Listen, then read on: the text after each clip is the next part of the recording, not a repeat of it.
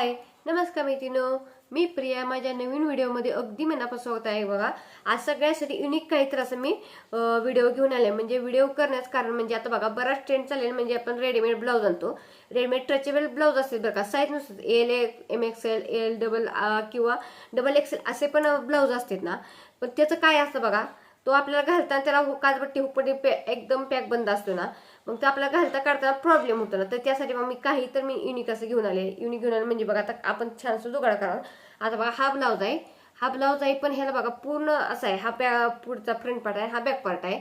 आणि काय कसं काय होतं आता बघायचं, गळा वगैरे जर समजा शोल्डर वगैरे उतरत असेल तर काय करायचं, किंवा आपल्याला ह्याला आता बघा छान असं आपण काचपट्टी तो हुकपट्टी करणार, म्हणजे आपल्याला आपण रेग्युलर जसं ब्लाऊज आपण घालतो काढतो ना तसं आपल्याला घालता काढता येणार आहे। त्यासाठी बघा मी छान असं तुम्हाला काचपट्टी आणि हुकपट्टी लावायची कसं सगळं डिटेल माहिती सांगते। व्हिडिओ नक्की बघा, व्हिडिओ आवडले चॅनल सबस्क्राईब करून ठेवा, म्हणजे असेच तुम्हाला नवीन व्हिडिओ बघायला भेटतील। एकदम छान असं सांगणार आहे। आपल्या बरंच असं ब्लाऊज आला आपल्याला काढता घालता प्रॉब्लेम आपण ठेवून देतो ब्लाऊज, मग तो काय करायचं। पण त्यासाठी बघा मी छान असे आता काचपट्टी हुकपट्टी कशी लावायची सगळे डिटेल माहिती सांगणार, तर व्हिडिओ नक्की बघा। तर चला आपण व्हिडिओ सगळ्यात अगोदर बघा इथं मी ब्लाऊज घेतलेला आहे, हा मी रेडीमेड ब्लाऊज आहे। त्यासाठी बघा मी असं अस्तरचा म्हणजे हित घेतलेलं आहे, अस्तरची आपली शिल्लक अस्तर आहे ते घेतलेलं आहे मी असं। तर त्याचं बघा सगळ्यात अगोदर बघायचं उंची ब्लाऊजची बघून, कारण काय होतं रेडीमेड ब्लाऊज असल्यामुळे उंची जास्त असते ना, त्यामुळे उंची आपल्या मेजरमेंटनुसार बघून घ्यायची। जर तुम्हाला वाटेल एक्स्ट्रा उंची असेल ना, खालून जरा तुम्ही नॉर्मली फोल्ड केलं तरी चालेल। आता कसं होतं हा ब्लाऊज स्ट्रेचेबल आहे ना, आणि कसं होतं रेडीमेड ब्लाऊज ह्याची उंची जास्त असते, मग बऱ्याच वेळा काय होतं उंची जास्त असली का नाही जास्त आपल्या खाली येतो ना, तर मग असं एक तुम्ही फोल्ड करू शकता जेवढं पाहिजे तेवढं। आणि जरी नसेल करायची तर काही हरकत नाही, नाही केलं तरी चालेल। बॅकला फ्रंटला आपण उंची चेक करून घेऊया व्यवस्थित। आता नॉर्मली बघायचं 13 उंची आहे म्हणजे बरोबर आहे। कसं हा साईज कमी साईजचा आहे ना, 30-32 साईजचा आहे ना, त्यामुळं हा बरोबर आहे। जर मोठी जास्त साईज असली ना जास्त 14, 14.5, 15 पण येऊ शकते, त्यामुळे जास्त असते। बघा सगळ्यात अगोदर बघा मध्ये करून घ्यायचा, फ्रंट साईडला मध्ये करून घ्यायचा आपण बरोबर, दोन्ही कमरेचा पार्ट एकत्र ठेवून मध्ये करून घ्यायचा। मध्ये का करायचा म्हणजे जेणेकरून आपल्याला बरोबर मधून आपण कट करून आपल्याला हुकपट्टी आणि आयपट्टी करता येणार आहे दोन्ही। त्यामुळे व्यवस्थित मग सेंटर काढून घ्यायचा आणि छातीची चेस्ट बघून घ्यायची, चेस्टचं मेजरमेंटनुसार माप घ्यायचं। चेस्टचं मेजरमेंट मापनुसार घ्यायचे म्हणजे बरोबर आपल्या मधोमध घ्यायचं, कारण जिथून आपण कट करणार ते व्यवस्थित एकसारखं म्हणजे दोन्ही साईडला सम प्रमाणात, जसं आपण कसं होतं चेस्टचं माप टाकून तसं त्याप्रमाणे व्यवस्थित टाकून घ्यायचं। आता हे कट करून घेऊया, मधून व्यवस्थित कट करून घ्यायचं। कट करून झालं की तुम्हाला पुढे सांगतेच। बघा बऱ्याच वेळा आपल्याकडे रेडीमेड ब्लाऊज आपल्याला प्रश्न पडतो, पण हा तुम्ही काचपट्टी असो किंवा बटनपट्टी असो तुम्ही असा जुगाड करू शकता। आता बघा सगळ्यात अगोदर उंची चेक करून घ्यायची, जेवढी आपली आयपट्टी हुकपट्टी लावण्यासाठी उंची चेक करून घ्यायची। जेवढी उंची असेल ना तेवढी आपल्याला पट्टी काढायची आहे अस्तरची, तेवढी पट्टी काढताना एक इंच एक्स्ट्रा काढायचं। जर आता समजा 7 असेल तर 8 तुम्ही काढायचं, कारण काय होतं खालच्या साईडनं अर्धा इंच फोल्ड करण्यासाठी वरच्या साईडनं अर्धा इंच फोल्ड करण्यासाठी एवढं आपल्याला जाणार आहे। कारण काय आहे आपल्याला फोल्ड व्यवस्थित करायला लागणार आहे, कारण आपण इथं गळ्याला आपल्याला पहिल्याच ऑलरेडी गोट केलेलं आहे, त्यामुळे आपलं गोट करण्यासाठी तो का मेजरमेंट टाकून घ्यायचं। 1 इंच शिलाई माझी म्हणजे खालच्या साईडनं अर्धा इंच फोल्ड करण्यासाठी, वरच्या साईडनं अर्धा इंच फोल्ड करण्यासाठी। काढताना दोन पट्ट्या काढून घ्यायच्या। तुम्हाला जेवढे पाहिजे बारीक मोठी पट्टी त्याची कोणाला तेवढे काढू शकता, आणि जर एखाद्या जास्त लागत आहे मोठी पट्टी तरी 2 इंच 2.5 इंच काढली तरी चालेल, पण एक्स्ट्रा जास्त नको मोठी पट्टी, मिडियमच आपली। आणि हो का आता ह्याच्यात मी घडी टाकून ना बरोबर 2 काढून घेणार, आयपट्टी आणि एक हुकपट्टी आपल्याला असं काढून घेणार आहे। दोन्ही एकसारखं व्यवस्थित काढून घ्यायचं। व्यवस्थित काढून झाले की पुढे तुम्हाला सांगते, आता 2 पट्ट्या काढून घेतलेल्या आहे व्यवस्थित। आता ब्लाऊज घ्यायचा, ब्लाऊज घेताना बघा नेहमी लक्षात ठेवा, आपण असं स्टिच करायला बसलो का ब्लाऊज जर आपण असा ठेवला, ब्लाऊज बघा कसा ठेवलेला आहे मी।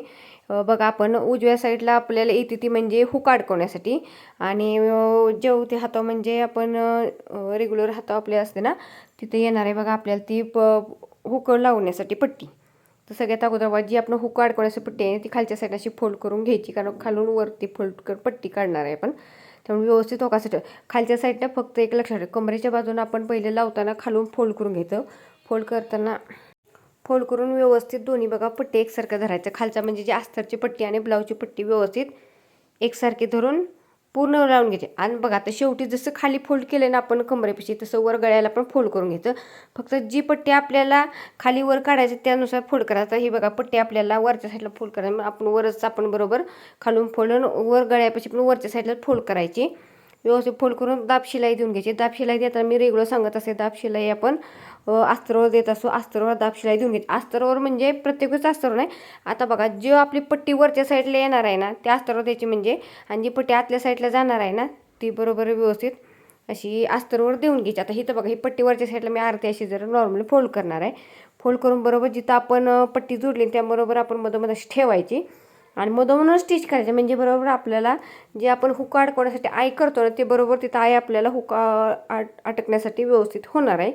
कारण मी रेग्युलर हा असंच मशीनवर आय करत असते. मी हातावर पण करायची सिस्टीम आहे पण मी आपलेच रेग्युलर मशीनवर करत असते. आता बघा हे व्यवस्थित असं फोल्ड करून घ्यायचं. एकसारखं फोल्ड करायचं आणि व्यवस्थित बरोबर मधून स्टिच करून घ्यायचं पूर्ण गळ्याला. आणि गळ्याबरोबर पण पट्टी घेताना जास्त गळ्याच्या वरती जाऊन द्यायची नाही, कारण जेणेकरून फिनिशिंग एकसारखं आलं पाहिजे. जेवढं गळ्याबरोबर आहे तेवढंच गळ्याबरोबर व्यवस्थित पट्टी अशी फोल्ड करून व्यवस्थित हो का मधून स्टिच करून घ्यायचं. हो का गळा व्यवस्थित पट्टी आतल्या साईडला फोल्ड केलेली आहे आणि व्यवस्थित फोल्ड करून ना छान असं झालेलं आहे. म्हणजे बऱ्याच वेळा काय होतं शिवायला आपण जर एखादा ब्लाऊज साधा सिंपल जर ब्लाऊज घ्यायला गेलो 50 रुपयाला ब्लाऊज मिळतो. शिलाई 80 म्हणलं की 80 रुपये, कुठं 70 रुपये किंवा 90 रुपये असे जास्तच घेतले जातं. पण 150 रुपयाला ब्लाऊज जातो ना तेवढ्यात वाटतं रेडीमेड जर 100 रुपयाचा ब्लाऊज आणला ना तर आपण असं बघा छान असा जुगाड करू शकतो आणि त्याला आयपट्टी हुकपट्टी अशी लावू शकतो.